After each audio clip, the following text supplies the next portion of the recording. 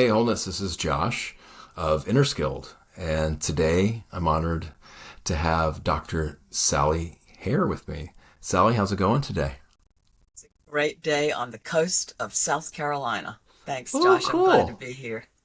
We're both ocean dwellers apparently now. Yes, here in Denmark on an island now.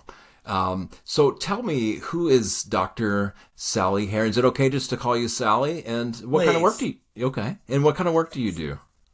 I like to say that I'm a teacher learner. That's one word because I can't separate the two.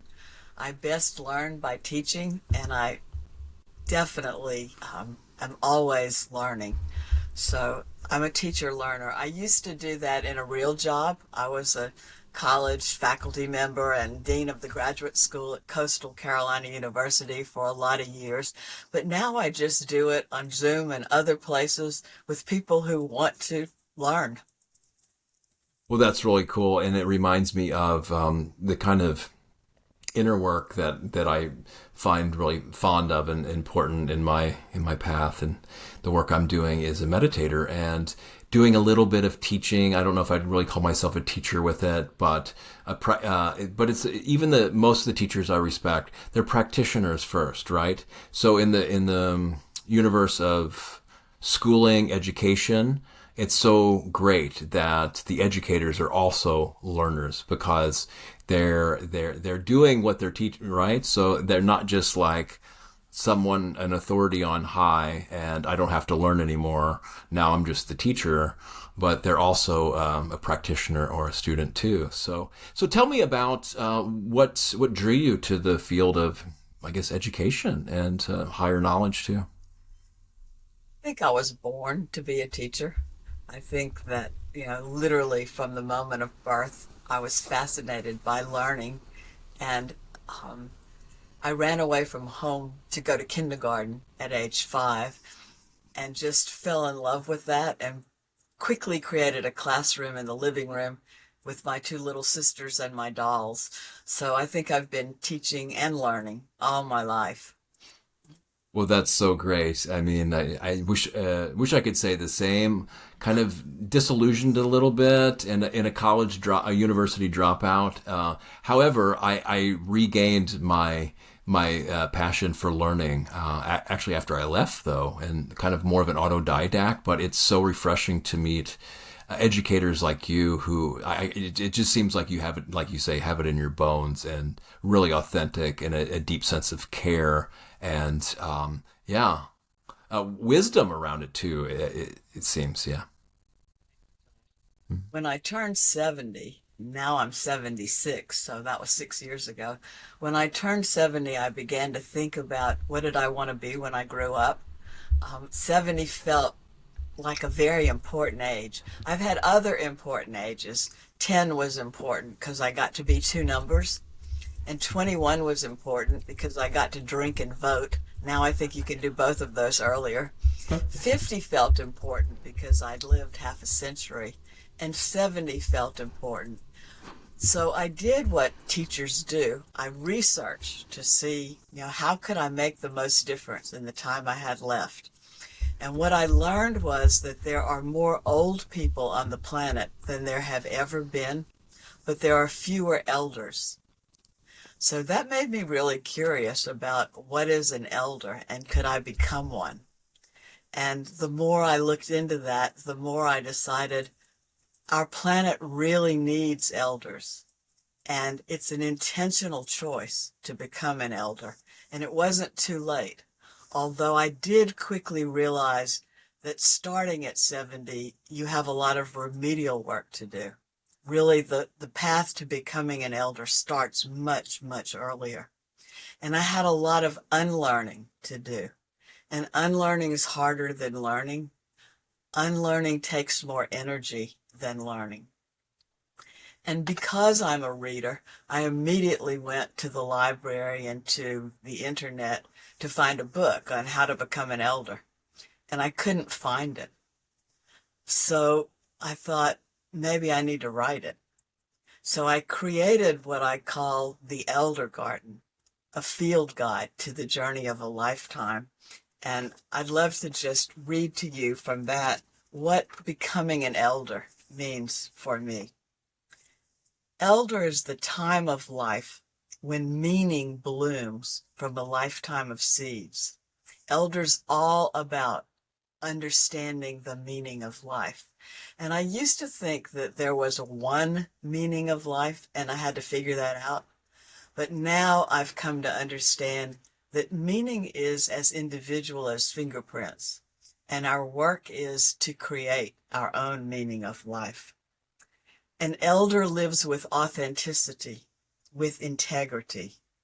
Integrity, from the Latin word integer, meaning whole or complete, feels like the right word to describe what I know as my work now, connecting my inner self, my soul, with how I show up in my outer world, my role.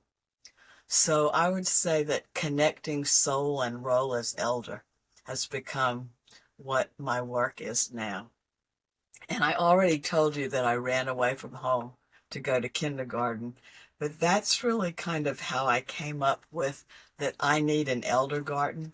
If you'll indulge me another moment, I'd love to read to you just the beginning of the book.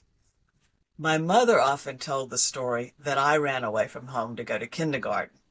My version was a bit different. I had been waiting my whole life for my 5th birthday. 5-year-olds were supposed to go to kindergarten, but my mother had decided not to send me. She worried that I might feel pushed out of the nest as our family of 4 added the newest baby girl. So I took matters into my own hands. The day after my birthday, I awakened early, quietly dressed, and headed downstairs to the apartment of my best friend, Erwin. Erwin was 3 months older than me, so I made complete sense of the fact that he was already going to kindergarten, and he would be the perfect partner for my first day. "I'm going to kindergarten with you today," I informed Erwin. His mother, I called her Aunt Sarah out of respect, assumed that my mother had approved. Her hug left me wrapped in the scent of wintergreen. Unself-consciously holding hands with Erwin as we walked around the corner to the school, I stopped to pick up several leaves on the Charleston, South Carolina sidewalk. A red maple, a brown with yellow specks oak, a gold ginkgo. I offered them as a gift to my new teacher, oblivious to her calling my mother. Everyone knew everyone in our neighborhood, and convincing her to let me stay. Mother and I told different stories, but they resulted in the same happy ending. I was a kindergarten student. That happy ending was also the happy beginning on a path that would set my direction for life. I felt at home in this space that invited me to be my best self with everything I needed: community, stories, music, play, snacks, quiet time, naps, and sympathy for my falls with encouragement to try again. We laughed and cried. We cleaned up our messes. We admired each other's gifts and began to glimpse our own. Now I yearn for a space like the kindergarten I once knew, a space of play and joy, a space for learning and opportunities for continued growth that is inner and outer. I name what I need as the ElderGarten, the space for me to grow into becoming an elder. Wow. Thank you so much for sharing. That's beautiful. And it really warms my heart and nourishes my heart, because my experience of kindergarten was not that. I remember when my mother took me in there and I started crying, just immediately. And it was like, yeah. So it was like a life-changing moment for me, but it maybe in the other way. I mean, it was okay once I got in there, but yeah, what a beautiful way to share that, and a beautiful counterbalance to kind of what I remember. And I love this notion of making it, comparing it to kindergarten too, because what you touched on there for me too is this notion of a space, you know, like almost like a nourishing, safe space, but allows for deep growth as well, you know, and it harkens also to a bigger picture that I've had someone on in our Western society. As far as I know, there's not too many initiations for coming of age for young people. And then there's not much, like you say, a guidebook for a manual for becoming an elder.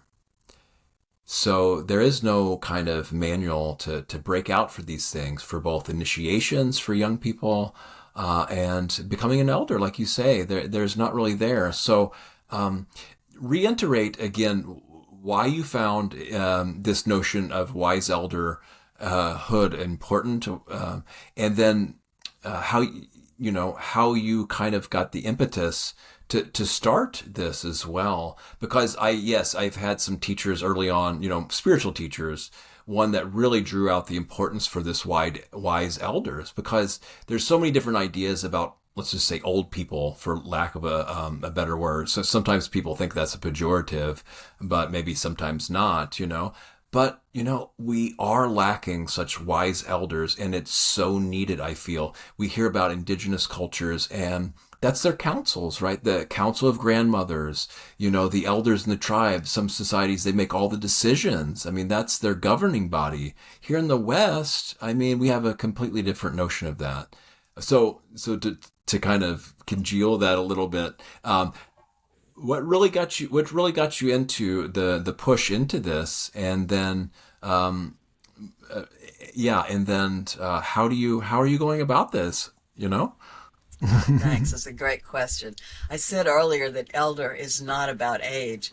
And as I researched, I realized that, 500 years ago, 200 years ago, even 100 years ago, the lifespan was much shorter than it is today. And yet there were always elders. And as you say, in the indigenous communities, there have always been elders. And often elders are young people, and the tribe knows at birth that that person has become to be an elder, and creates the space to nurture that. In our culture, and again, you're right, elder is too often synonymous with old person. And in our culture, aging is a disease. But of course it isn't. Aging is a privilege. We begin aging literally at the moment of birth. And if we're fortunate enough, we age every day for the rest of our lives. But somehow our cultural paradigm is such a negative one about that.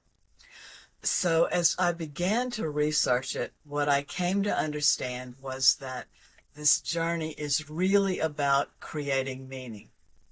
And that in order to do that, I had to go back to look at my life. We can't know where we're going unless we know where we've been. And a friend introduced to me the Sankofa bird. The Sankofa is a mythical bird from an African tradition from the Akan people. And the Sankofa bird is walking forward but looking backward. And she carries an egg in her beak. And that egg represents to the Akan culture civilization, that her role is walking forward but looking backward and protecting this egg. But that was a little overwhelming as a metaphor for me. So my Sankofa bird is walking forward and looking backward, but in her mouth she carries a seed. And I say that it is my seed of true self. And the Akan people have in their language a saying that translates to, it's okay to go back and remember that which we've forgotten. So that's a big part of my journey. What I also came to understand from this mythical bird who's so much more than a metaphor for me now. She's truly become my companion on the journey. It's okay to go back, but you don't have to bring what's back there forward. It's important to go back to see it, to learn from it, and maybe to unlearn from it. But because I am becoming the author of my own story, I am creating my meaning, going back has a significance that it's never had before. Perhaps the most important thing that I've learned so far in this journey is that my life is not my story. My story is how I make sense of my life. My story is how I create meaning for my life. And I have the right, but I also have the responsibility to become the author of my own story.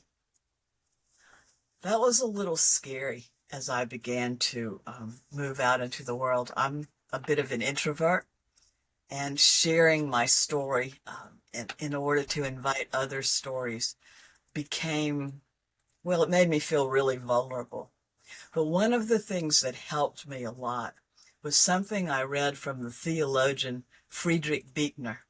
What Buechner said that made such a difference for me was, who cares if I tell my story or share my journey? What in the world could be less important than who I am and who my mother and father were, the mistakes that I have made, together with the occasional discoveries, the bad times and the good times, the moments of grace. I talk about my life anyway, because if, on the one hand, hardly anything could be less important, hardly anything could be more important. My story is important, not because it's mine, but because if I tell it anything like right, the chances are that you will recognize that in many ways it is also yours. Maybe nothing is more important than that we keep track, you and I, of the stories of who we are and where we have come from and the people we have met along the way. To lose track of our stories is to be profoundly impoverished, not only humanly, but also spiritually.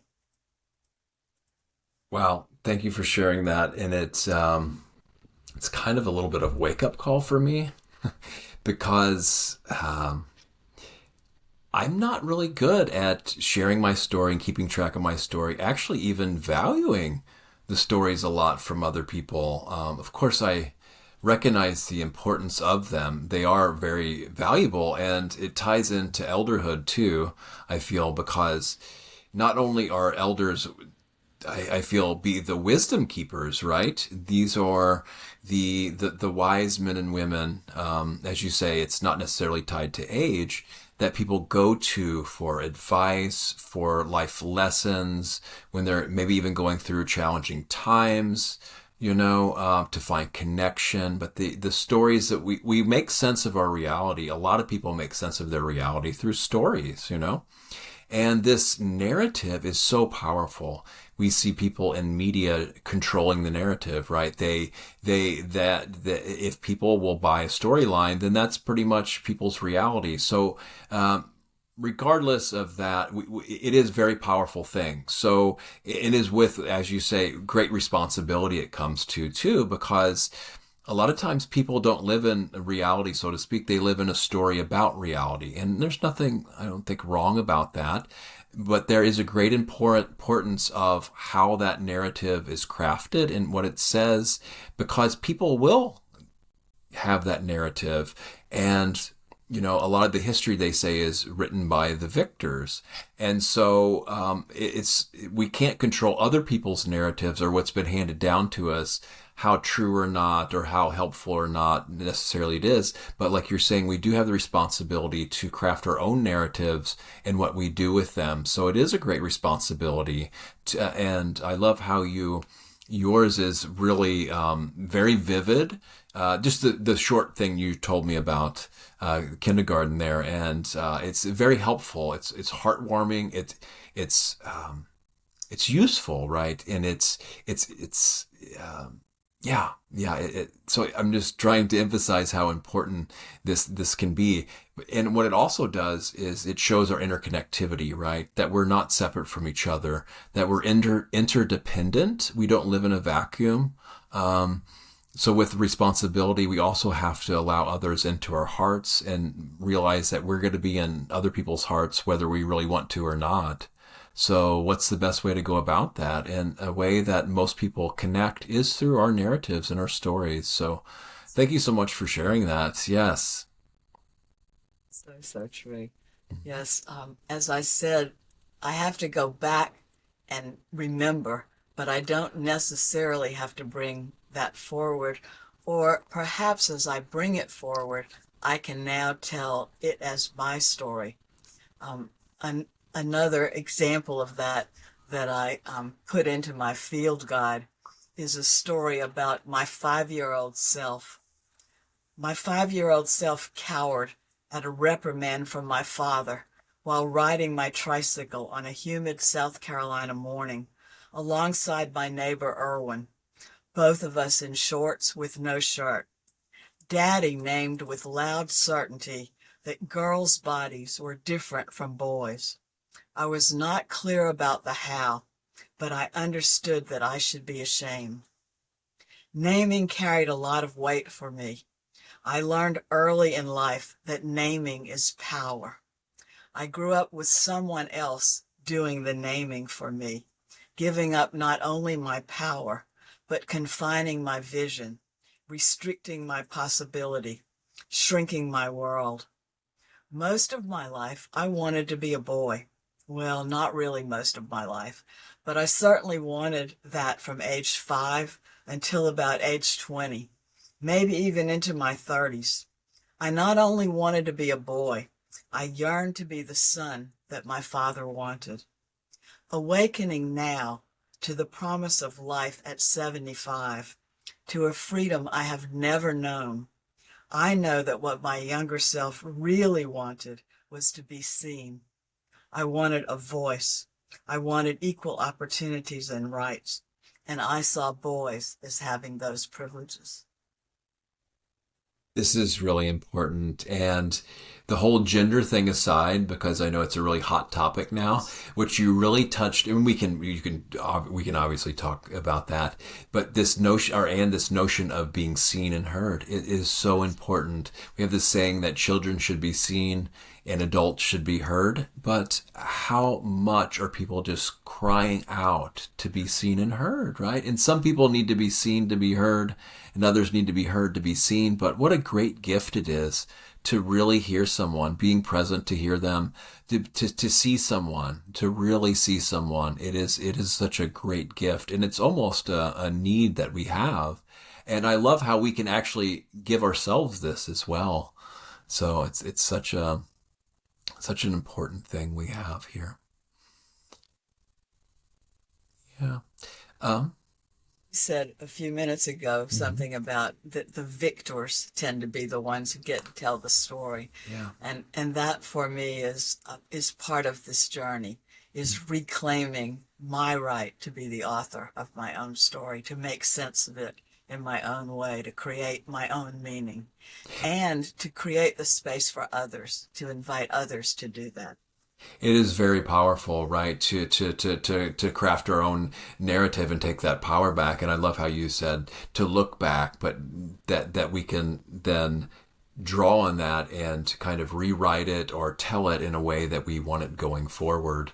I think that's really important as well, because some people can get stuck in the past, and it can lead to depression, just as some people, project things into the future and are always thinking about the future, and it can lead to some anxiety. But yeah, I love this kind of level-headed, grandparently wisdom of this approach. And of course, holding space, I find, is so helpful, because when we have ourselves in order, our house in order, then we can be of service to others, to assist them, to teach them. and guide them and be an elder as well. So yeah, well, Sally, I think we should we ought to start thinking about wrapping up here. Tell people about where they can get your book. How people can get in touch with you if you'd like them to, and anything else you want to draw people's attention to. Anything else promote or yeah, and events maybe having coming up or just anything you'd like to draw people's attention to, and then um, what message would you like to take the audience out on today? Thanks, Josh. I said that I was a teacher and a learner. My husband and I have a very tiny company that we call Still Learning. We took that from Michelangelo, who at age 90 said, I am still learning. So to get in touch with me, you can go to my company's website, which is stilllearning.org. And you can also get information on how to find the field guide there, the ElderGarten, a field guide for the journey of a lifetime, or just Google it. It's all over the internet. That's one of the advantages we have in this day and time. I think the most important thing that I want to share, and I'd love to have people reach out, get in touch with me, which you can do through the website. I often do Zoom talks or Zoom mini retreats, and if you're interested, I'd be glad to give information on that. But I think the most important thing that I really want to share is my own learning that my life is not my story. My story is how I make sense of my life, and that you too have that right and that responsibility, that you too can take back your right to be the author of your own story as part of this path towards becoming an elder. Well, beautiful, Sally. Thank you so much for doing this and joining me and talking today.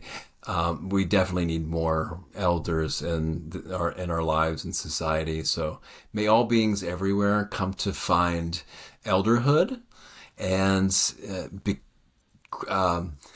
craft and find the power of meaning in the stories they create and consume.